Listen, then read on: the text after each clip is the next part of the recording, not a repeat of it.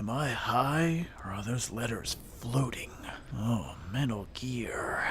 Welcome to this Riffview for Metal Gear Solid 5, the Phantom Ground Zeroes of Pain. This is both games shoved into the same Riffview because, partially, Ground Zeroes is not enough by itself to make a decent video, I found. Or indeed a complete video game, many found. Ground Zeroes by itself just feels incomplete in every single way except for the gameplay possibilities, which makes this a proof of concept game that they sold for, I believe it was $20 and then $30 on respective generations.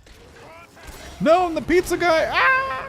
You are introduced to the main villain of Metal Gear Solid 5 proper, as well as given a mission to find Chico and Paz, which longtime Metal Gear fans like me fully can get behind in a rescue operation just banking off of Peace Walker love. But this is a tough sideways pill to swallow, Konami, and it's ultimately a business decision that really never bore fruit. Konami put this game out there in order to have a test the waters situation for the Fox engine. The Fox engine succeeded, but then they never gave Kojima enough latitude to complete his vision. So what exactly was the point of it at the end of the day? And the answer is just to make a quick buck, which is about as cynical as the Metal Gear Solid series has ever been.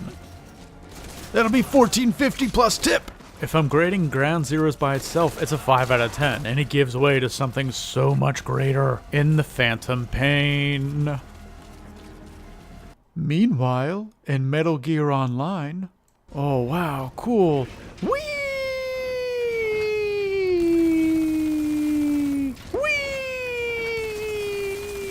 The Phantom Pain holds one of the few open worlds so far this generation that holds purpose in every corner of its area. And to be fair, it's not completely open world. You do have to go to 3 main sections, but the size makes up for the seams between for me. Again, on top of that purpose, where everything you do feeds into this infinite war machine that keeps growing and growing and growing, which, to put it bluntly, makes this the definitive Metal Gear Solid experience, because it's the culmination of so many ideas that Kojima and his team have played with over the years, from Metal Gear Online to having Snake in a walker to open area infiltration. It's all here. Holy crap, can I get your autograph?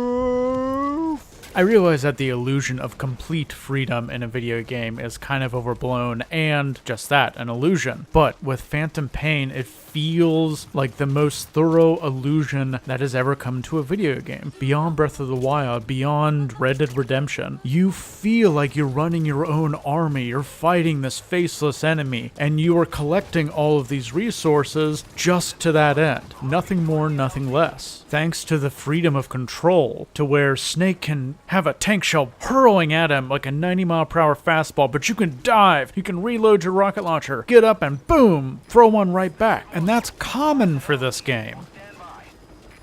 Meanwhile, in Metal Gear Online, the story was very obviously hatcheted off around Act 3, which never even made it to the game. But even so, I think Kojima did the best he possibly could with rounding off that corner and really making us feel like the future of the series is in our hands now, which fits with the rest of the gameplay model, which is trying to make you feel like Big Boss. I can't help but love this story because of the moments that ultimately equal out to a Big Boss-worthy experience. Whee! Kablam boom pow, yeah! Woo woo wee! On the multiplayer side of the coin, Phantom Pain has a little bit more of an issue. As you've been watching in this video, it's a little bit of a ghost town, at least on PC right now. So you just have this open area to wander around in. But the two aspects to multiplayer do make them very, very fun whenever they're working. With my personal favorite being the forward operating base defenses, just because there's nothing really like that. It's a mixture of tower defense with shooty shooty bang bang. Alright, clean mission. No one suspects a thing. Probably to the surprise of none, this is a 10 out of 10 experience for me. Both Phantom Pain and Metal Gear Solid 5 as a whole, despite Ground Zeroes. See you all in 2019! Whee!